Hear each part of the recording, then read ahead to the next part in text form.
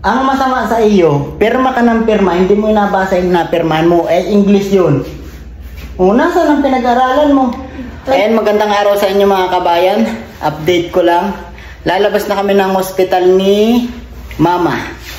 Ba't kayo lamang? Paano pala ako? Tanda mo kanina. May pinirmahan kang papel. English yun. Ang nakasaad dun, kontrata yun. Ay hindi ka nakapagbayad ng bill, 2 taong ka magtatrabaho dito ng libre at hindi pakain. Ang masama sa iyo, pirma ka ng pirma, hindi mo inabasa yung napirmahan mo, English yun. Nasa ang pinag-aralan mo? Ay kami. Ito pala yung binasa. Basahin mo sa sunod. Ay ngayon, 2 taong ka dito sa ospital na magtatrabaho. Kami lang po ni Mama ang lalabas ng ospital.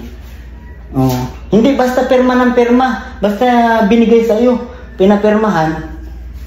Pirmahan mo agad. Basahin mo. Hindi tayo nakapagbayad, kaya dito ka lamang. Magtatrabaho ka. Hindi mo kaya pinaliwanag sa akin. Ikaw na nagkuha ng papel na yun.